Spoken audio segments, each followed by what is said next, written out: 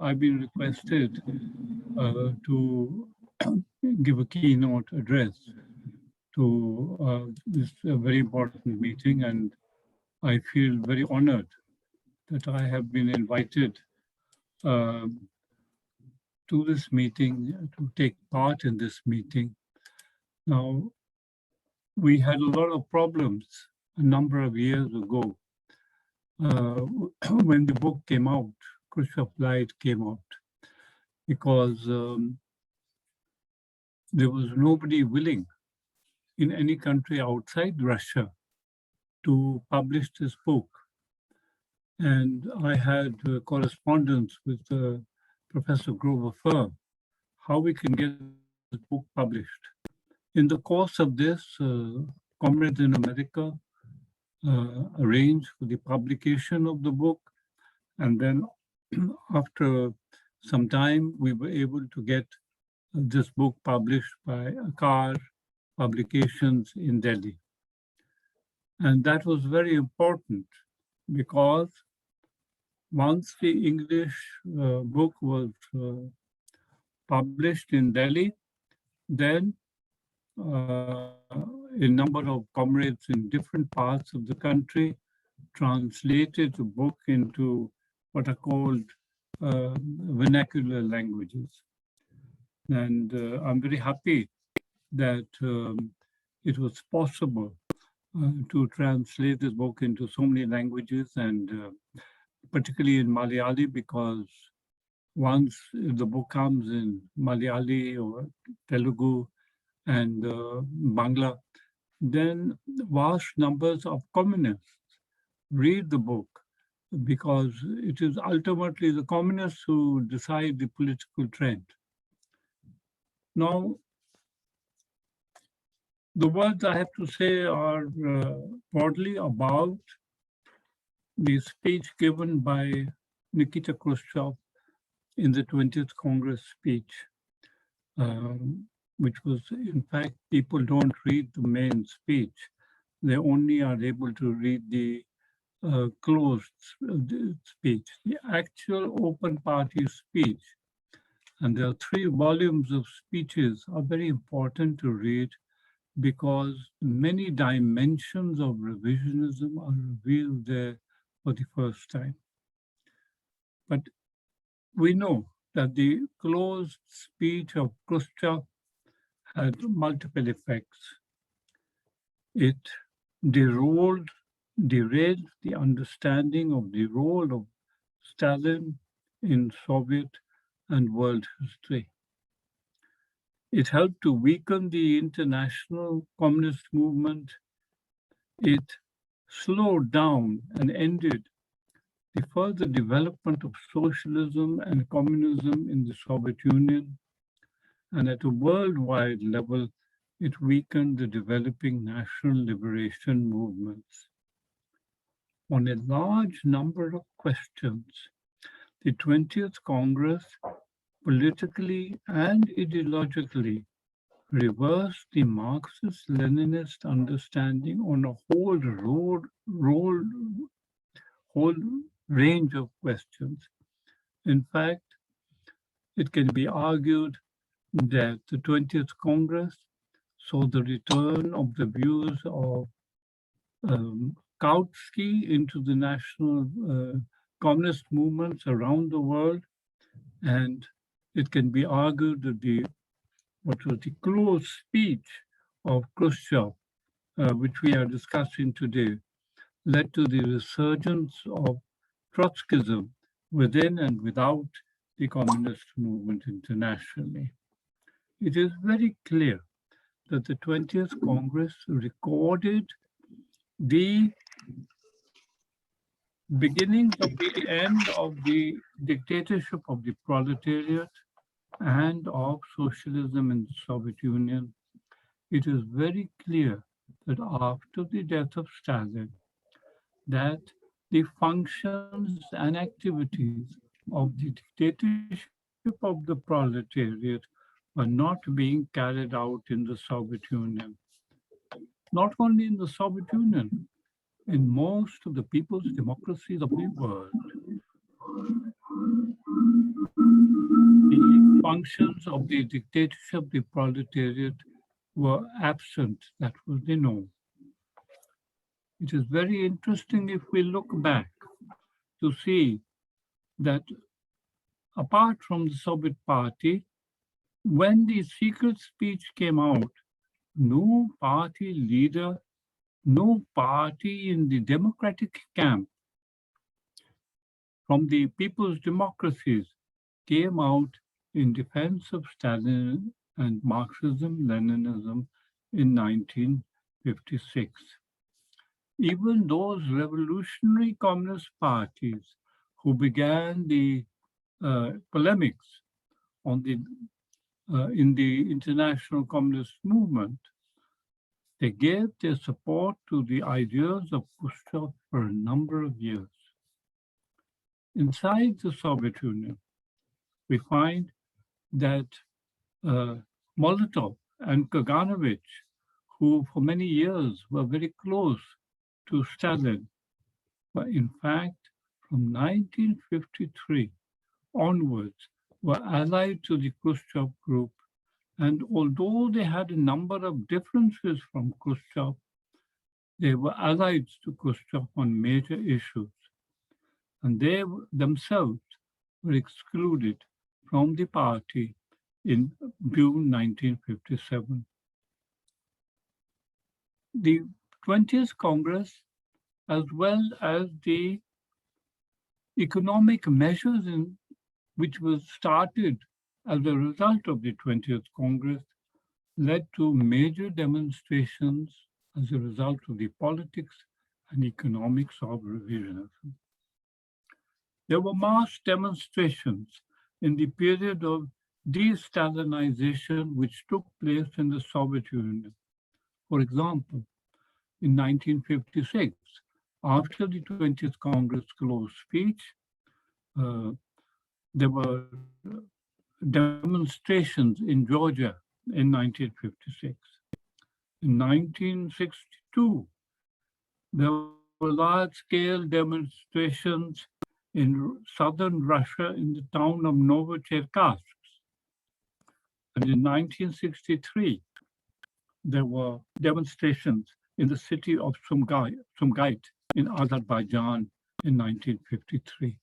Between 1956 and 1963, hundreds, if not thousands, of workers died in this period, struggling against the politics and economics of the Khrushchev period. Communists have pointed out in Russia that after the death of Stalin, 70% of the Stalinist Central Committee was removed from the party in the 1950s, and later on, another 50% were removed.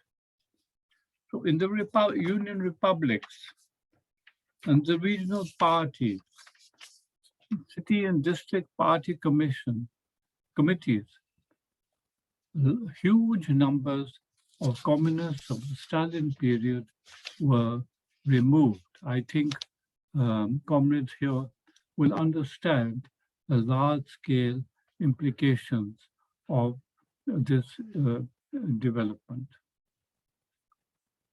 But outside Soviet Union, there was some resistance to the closed speech.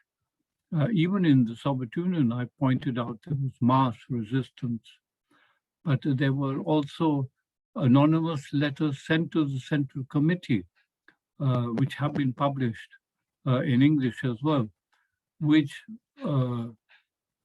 gave the opinions of the workers in the factory floor against the criticisms of Stalin, and that the lack of the closed speech and the arguments in the closed speech failed to convince the workers on the factory floor that correct criticisms of Stalin had been brought out.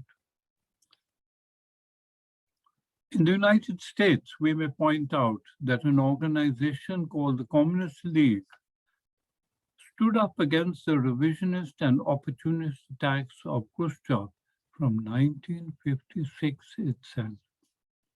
In Ireland, the Irish communist Neil Gould in April 1956 gave a sharp critique of the closed speech. And in India, there were a number of important criticisms of the 20th Congress, which were made in the CPI. The ones I know were delivered in Bengali, and of course, I have read one or two other documents of this period defending Stalin. But in April 1956, three major communists of the CPI came out with attacks on Khrushchev and his secret speech. Abdul Momin, for example, who was the leader of the historical Carter strike in the 1930s in Kolkata, he came out with one critique. Parimal Das Gupta, a major trade unionist in the electricity center, a factory of electricity concerns, came out with a major speech. And Moni Gua also came out within a few weeks of the attacks by Khrushchev. It is very interesting that these are the examples we know, but there must be others in the world. But these comrades who attacked in 1956, they must be lauded. Most of them, of course, have passed away for taking up principled political stands in defense of Stalin at a time when the great leaders of the communist movement were silent in the communist movement. Not only the great leaders in the world, but in our own country, the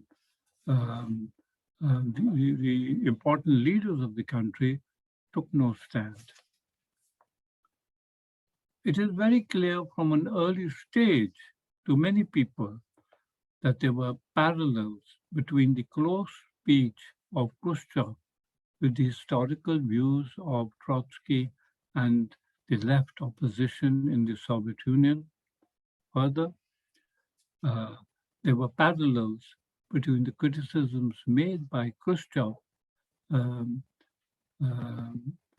the views of Tito in Yugoslavia in the period between 1948 or even earlier and 1956. And it would be a very interesting project if we saw the influence of Titoism on the communist movement after 1956, because the influence of Titoism was felt in many ways in politics and economics, not just in Yugoslavia, but in the Soviet Union and the Asian people's democracies as well. Many of the theories which were carried out after 1956 had their source in the views of Joseph Tito. Now, many people in the West considered that the attacks made by Khrushchev validated the criticisms which had been made by Trotsky of Stalin in the 1920s, 30s, and 40s. Trotskyism in 1956 was a marginal trend outside the communist movement. But after the 20th Congress speech, now it's very interesting that in the Western countries, Trotskyism became a subject to tremendous expansion. It was not just Khrushchev's speech. A number of tampered texts of Lenin were put into the collective works of Lenin in the Brezhnev time. And now it has been very clearly established that many of the last writings of Lenin, which are used to attack Stalin, were falsifications. The Soviet historian Sakharov, he did his doctoral thesis on the so-called last testament of Lenin. And he has established what changes were made, how Lenin's so-called talks were fabricated in those years. And it's very interesting that there's been an uproar in America as well, because the American historian Kotkin, who has written 2 volumes on Stalin, disgusting attacks on Stalin, and he's coming out with a 3rd volume. He has accepted the arguments of the Russian Marxist historian Sakharov, who said that the last writings of Lenin are the last text, so-called texts of Lenin, are fabrications. Now, as a result of the secret speech, and in the decade after the secret speech, and the 15 years after the secret speech, the Western intelligentsia turned against Soviet Union and Stalin, and we find that all kinds of queer ideologies come up in these years. If you look at the writings of the Brazilian intelligentsia, we find that Marxism is gradually removed, and the intelligentsia as a whole turns against Marxism-Leninism. What happens is that even within the communist movement, in the pro-Soviet parties, many of the arguments which are there, which have been given by Trotsky or by Khrushchev, now become the accepted norms. I remember as a student in the West, how in fact it was very difficult to meet anybody who did not believe in Trotskyism, who did not believe in Khrushchev's ideas. And there were just handfuls of people here and there who understood the political line of Stalin. So in the imperialist countries, from which the ideas are spread throughout the world, there were great blows based on Trotsky and Khrushchev to the Marxist-Leninist tradition. If we look at the Marxist-Leninist forces in China or Albania, of course, they tried to challenge the new imperialist and revisionist ideology which was coming out, but they were only partly successful. If we look at the links between Trotsky and Khrushchev, they were not just political, theoretical, and ideological. It is very clear from the memoirs of Kaganovich that Khrushchev had been a member of the Trotskyist opposition in the Soviet Union in 1923 and 1924. At the end of 1924, Khrushchev changed his understanding.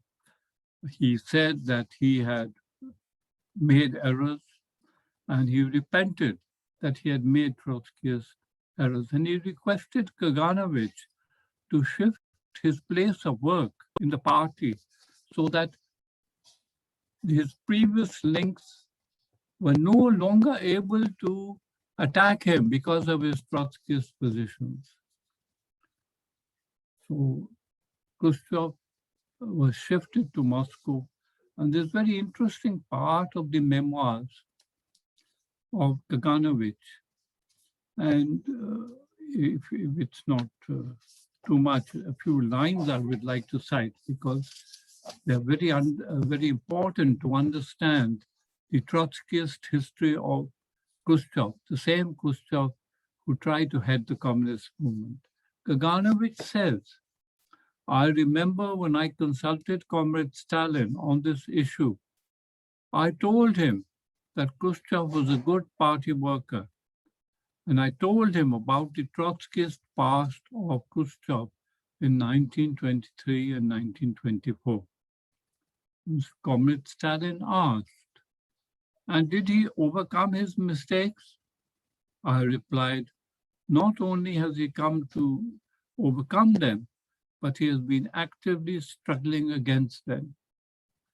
Well then, Stalin said, promote him, especially when he is a good party worker. I remember when I was later on dining with him in his home, Stalin asked his wife, Nadia, is the same Khrushchev from the Industrial Academy of who you said he's a good party worker? Yes, she answered. Indeed, it is him. So Khrushchev made self-criticism and he entered the higher sections of the communist leaders. Later on, after reading the memoirs of Khrushchev, Kaganovich says that it is not that Khrushchev was a simple chameleon, but he had returned to his Trotskyist roots. The 20th Congress speech of Khrushchev is the starting point of modern revisionism. It is the starting point of the restoration of capitalism in the socialist and democratic camp. And Grover Pearl has done a tremendous job in this book, which is under discussion today, in exposing the many, many lies which Khrushchev tried to impose on the communist movement.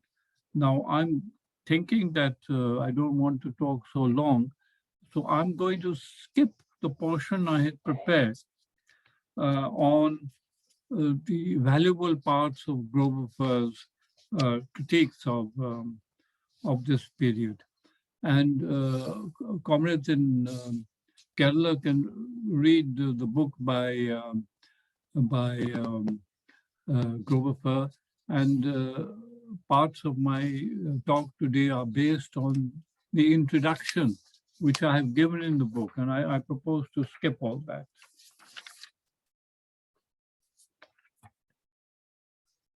And I want to come to the central point, one or two central points.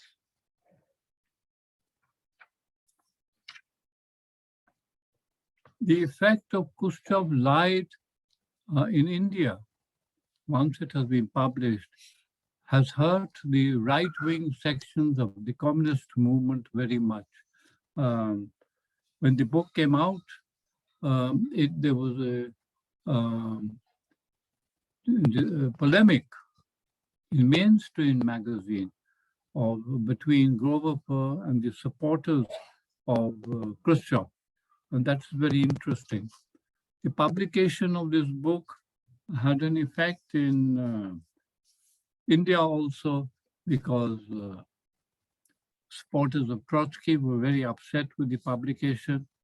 And if you think about it, it is natural that Grover Pearl's book, which strikes at the very root of modern revisionism and Trotskyism, will be unpopular in certain circles.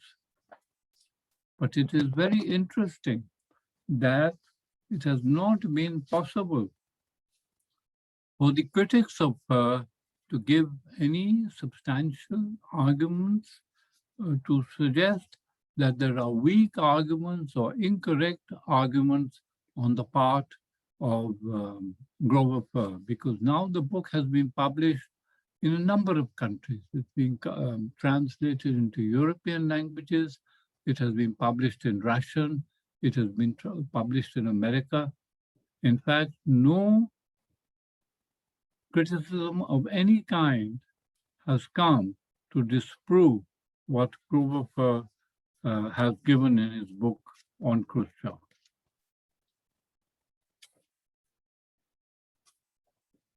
One thing I would find of great interest is that what Grover has argued in this book, as also in the book which was recently released in Kerala, or other writings of Grover.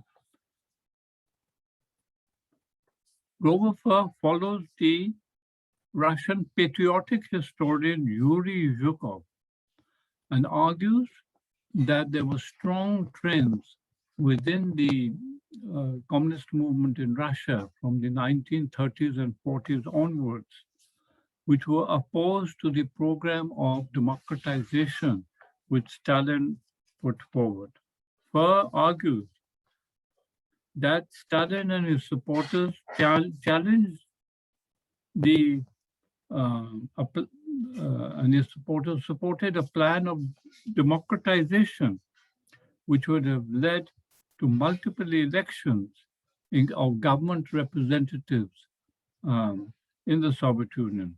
And this would have led to organization of dedicated persons who could defend and build communism and weaken those elements which were trying to sabotage democracy in the Soviet Union. Grover also mentions the market reforms of Khrushchev, which marked the new economic reforms which were carried out in the Soviet Union.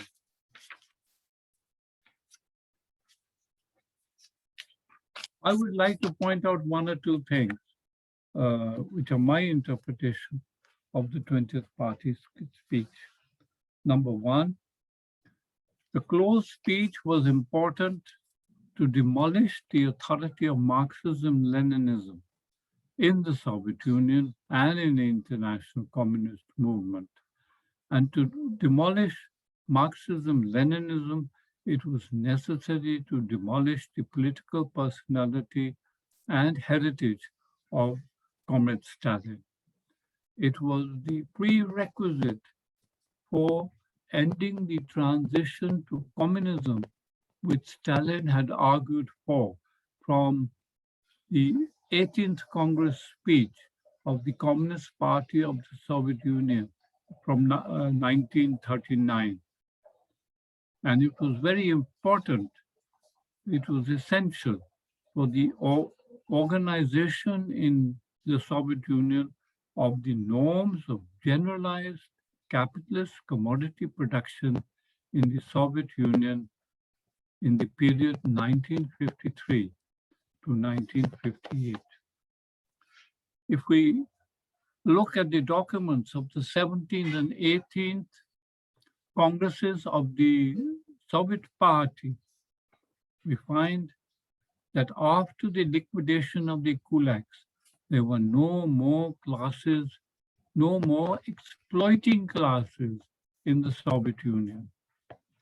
And from the 17th Congress of the party in 1934, Stalin points out that we have to complete the foundations of socialism. He didn't think that, of course, he believed socialism had been constructed, but he said this is only the beginning.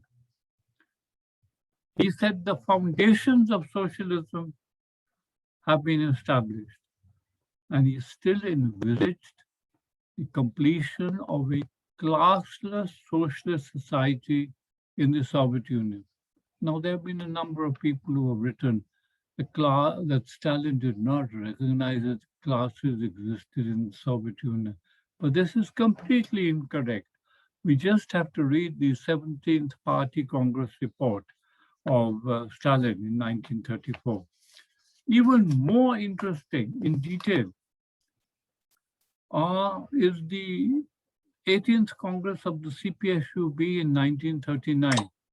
Now, only parts of this came in one book, which was published in 1939. And because of the Second World War, this book did not get major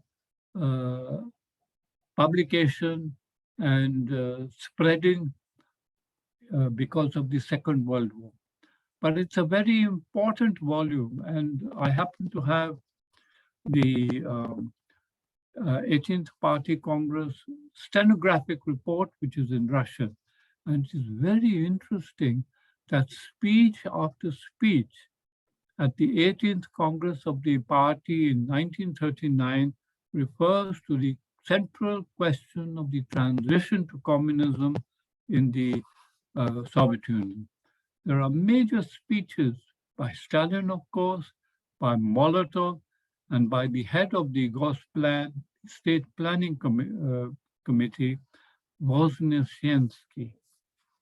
Stalin argued that the Soviet Union had outstripped the main capitalist countries in terms of the rate of industrial development, but it had yet to reach the rate of consumption of the leading capitalist countries. This was important to achieve, to lay the basis for the abundance of goods which was necessary for the transition from the first phase of communism to the second phase of communism. It is very interesting what Molotov speaks. He linked the new plan to the task of completing the construction of a classless social society and the gradual transition to communism. It was considered at this Congress that the first phase of communism had been completed in the Soviet Union after industrialization and after decolonization. And it was argued that the new third five-year plan was to be a major step towards the formation of full communism. It was generally understood in these years, from 1939 onwards, that it would take 3 five-year plans to lay the foundations of a communist society in the Soviet Union. Voznesensky, who was head of Gosplan, also gave a speech on what was necessary to lay the foundations for the transition towards communism. He pointed out that productive forces need to be raised beyond the leading capitalist countries.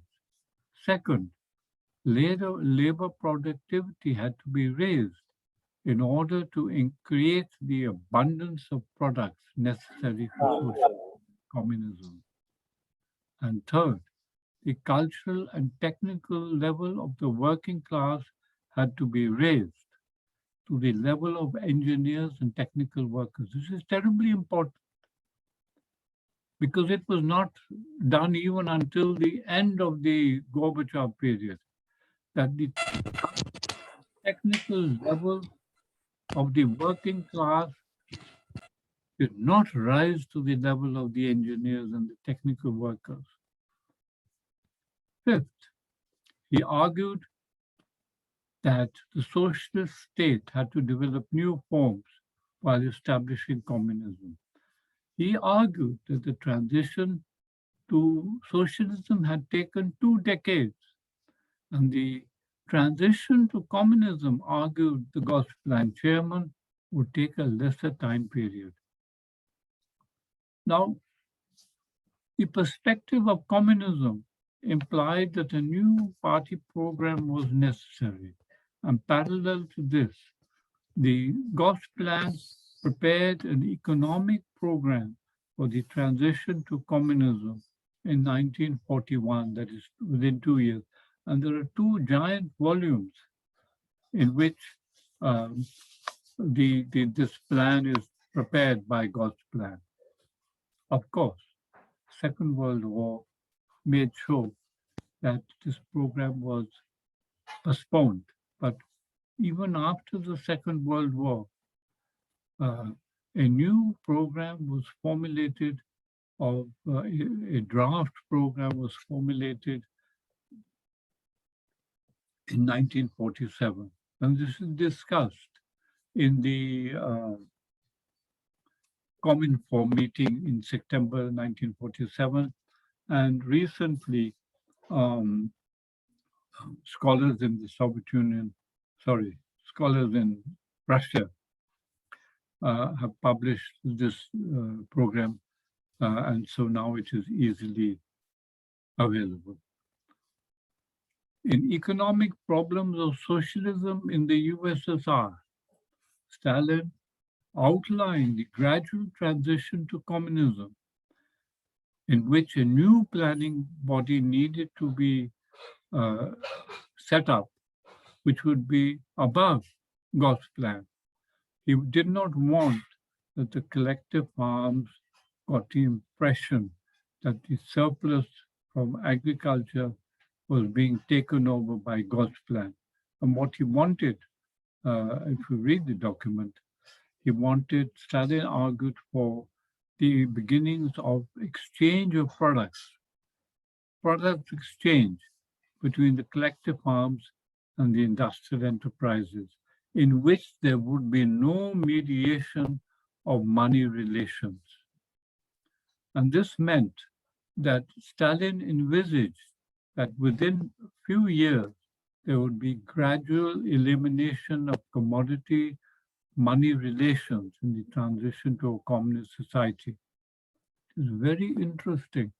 If one goes through minutely the documents after the death of Stalin, that this program for the construction of communism outlined by Stalin in his last work was completely abandoned. Even Molotov, who is thought to be a supporter of Stalin, points out in his reminiscences in the book of interviews conducted by the Soviet poet uh, Felix Chue.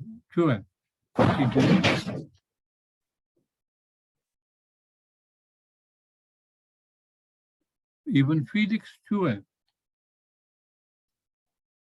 points out that he did not agree with the Stalin program for transition to communism, which was outlined in Economic Problems. In 1961,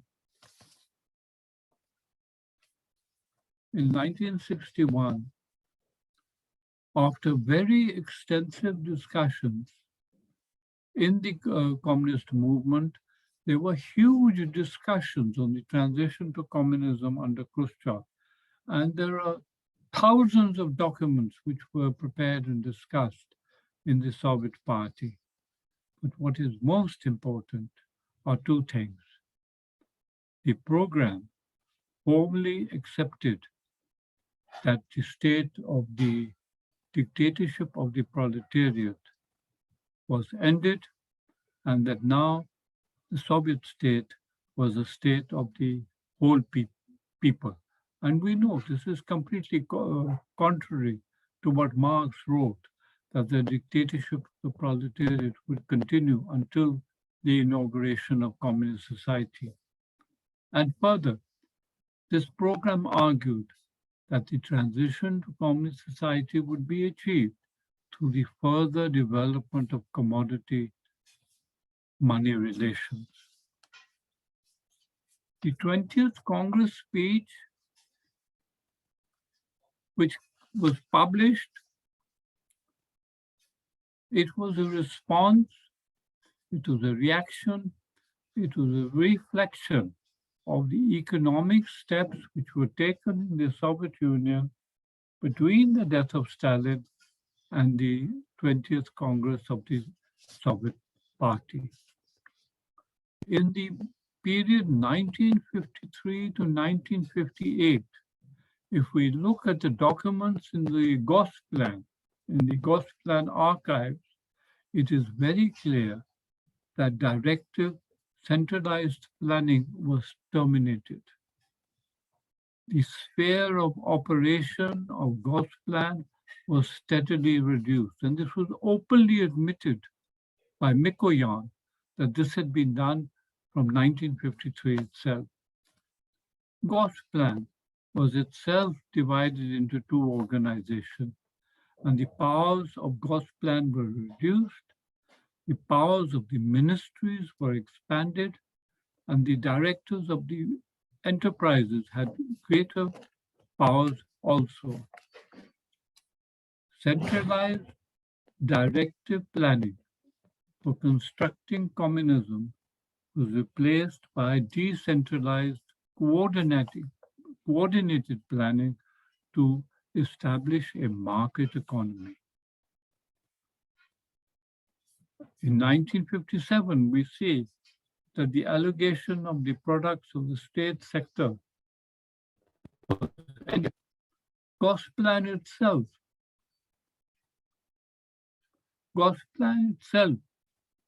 now created sales organizations within Gosplan which would buy and sell the products of Soviet industry. And by 1958, it was accepted by Soviet political economy. It became the party line that the means of production in the state sector now circulated as commodities. It meant the commodification of the entire state sector products in the Soviet Union. And in agriculture, we know that the machines, tractor stations were sold to the collective farms. Both in the Soviet Union and in China, the machine tractor stations and in the Eastern European people's democracies were ended. So we would argue that if we want to understand the secret speech of Khrushchev, it is not a question of the Stalin program.